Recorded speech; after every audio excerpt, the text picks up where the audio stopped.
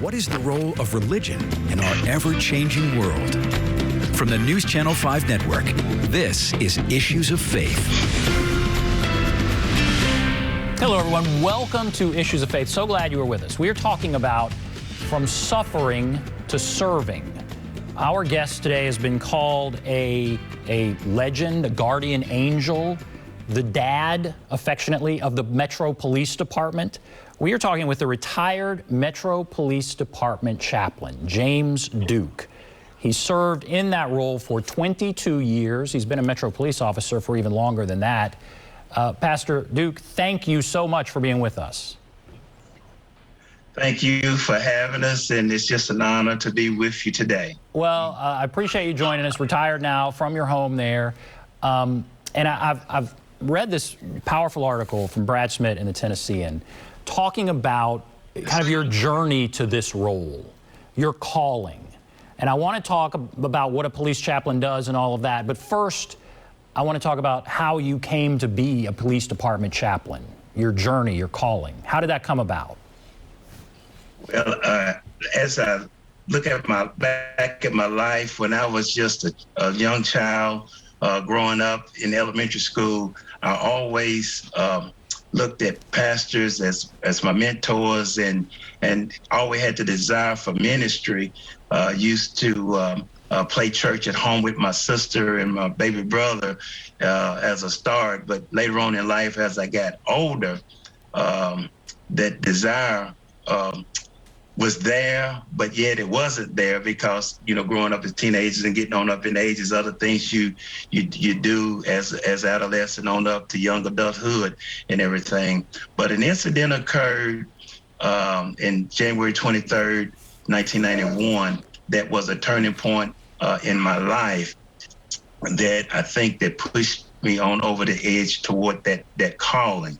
And it was where a lady was a shoplifter, and she ended up managed to roll up my arms up in her car window, and I was drugged about 2 miles down O'Hickey Boulevard in the Madison, Tennessee area. And that horrific dragging, a ride, and kidnapping, because she took me against my will, I just saw my whole life rolling back in my head. And I questioned myself, or questioned God within myself, is this the way I'm supposed to die? So when the word die came to my mind, I began to think about the training at the academy, to think positive, to try to survive, even though it was a life-threatening situation, which I didn't manage by the grace of God to survive that incident. So that was a turning point. Happened on a Wednesday. I came home from the hospital on that Sunday, which was Super Bowl Sunday. And that's when I prayed to God and bargained with God. And I said, God, if you allow me to get my strength back in my arms and allow me to go back to work, I will do whatever you want me to do, say whatever you want me to say, go wherever you want me to go. And so I was very serious because I love being a police officer, and I wanted to get back out with my colleagues that had visited with me, and some depression kicked in on me because I wasn't able to get out there with them at the time. But 3 years later, on Super Bowl Sunday, God allowed me to preach my first sermon on Super Bowl Sunday. And 3 more years after that, Super Bowl Sunday 1997, I was installed a pastor of the church where I still pastor today. And so that was that turning point that pushed me on over into the ministry and accepting that call. Wow. So in 1991, you were a Metro police officer. You responded to this call. You tried to stop somebody. You had your arms trapped in a vehicle, and you were dragged down a road and almost died. Right. And then you said to God, basically, get me through this, give me feelings back in my arms, whatever, and I'll do whatever you want. And this is what came to you, become a pastor. Yes. Yes. And so then at that point, you're a Metro police officer and a pastor at a church, is that right? Yes, that's correct. That's correct. And then you were asked to become the Metro Police Department chaplain, is that right? Right, to assist the former chaplain, retired chaplain Jimmy Greer. I went to work along with him during that period, yes. And how, I guess, trauma. I mean, that is post-traumatic stress. That was real trauma. And is that something, I mean, in this article, it says from other police officers who were interviewed that one of the things you were able to do is relate to officers on a level that others couldn't, because you've been through some of this same trauma. And would you use that experience when you were relating to Metro officers? Yes, because in 1991, it was not mandatory for officers to go for critical incident debriefings at that particular time.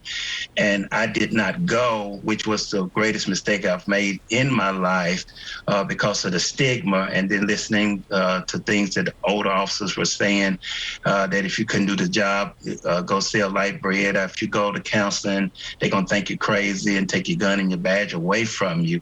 So I did not go because of that stigma that was out there at that particular time.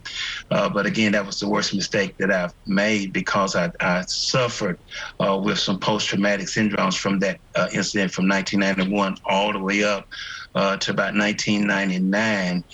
Because I went into the chaplain section in 1998, that November, but I was sitting in on a critical incident debriefing as a peer supporter that was a officer-involved shooting. And while going through that debriefing and me sitting in and listening to the counselor and the officer speak, I was having some issues going, over me in my mind when that was taking place. So after that debriefing, I went and talked to the counselor and told her what I was feeling and kind of how that made me feel. And she told me that I was really debriefed for the first time from my incident that happened in 1991, which this was 1999 at the time. So basically, I carried a lot of baggage from 1991 all the way to 99, not knowing where a lot of this stuff was coming from until after I started getting some counseling myself.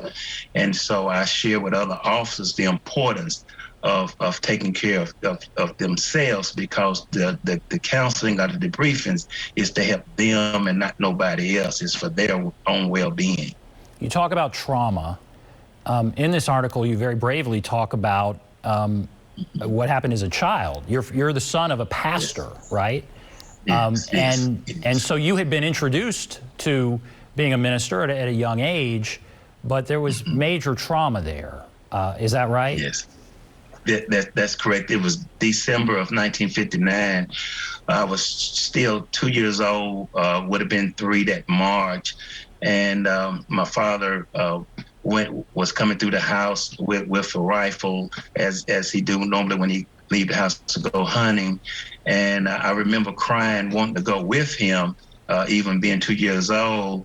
And as he went out the door, he shot himself with the rifle in the chest. And I witnessed that, me and my older brother.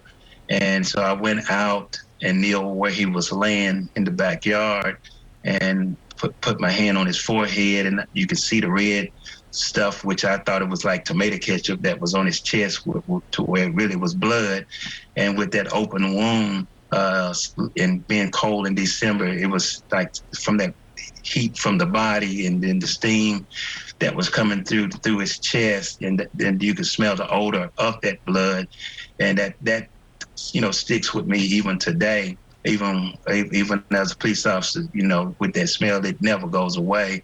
But nonetheless, at that particular time, I didn't really understand the trauma of it until I got older, going to grade school and middle school, and when my peers would say they going hunting or fishing or camping with their fathers, and I never could say that. And then I began to look back at what happened as I got older, and that's when the trauma started hitting from that incident more as I got older. How did you not let that turn you away from your faith, from the same, from being a pastor, just as he was? How did that not turn you away from it?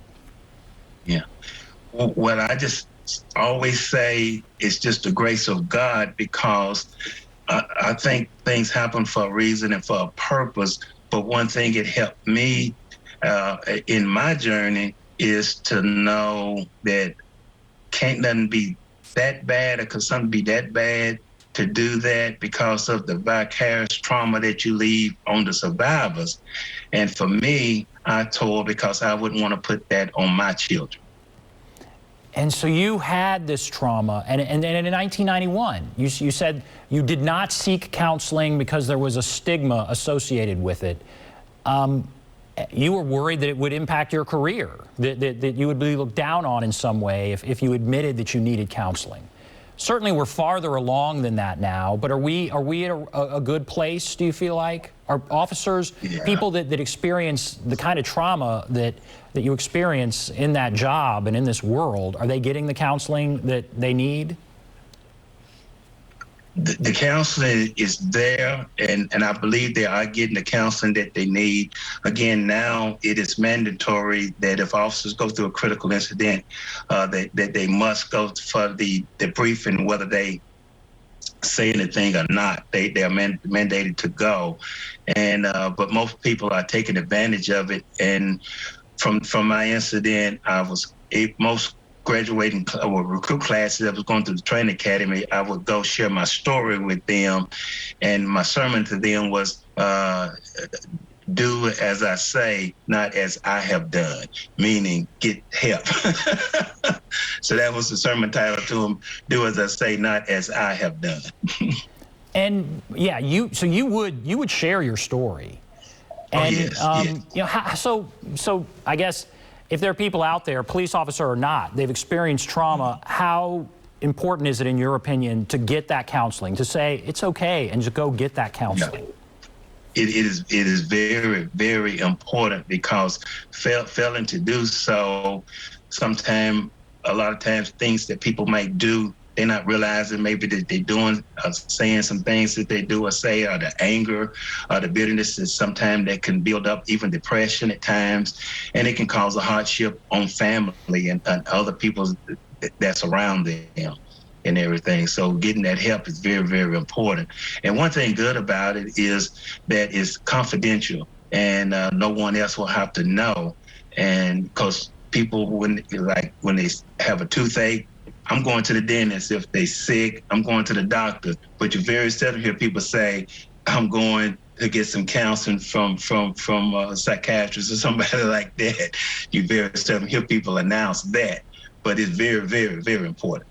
Well, all right, Pastor Duke, we have to take a break. And then I want to come back and talk about what you do, what the Metro Police Department chaplain does on a regular basis. But fascinating, fascinating to talk with you. We'll take a break. Be back right after this.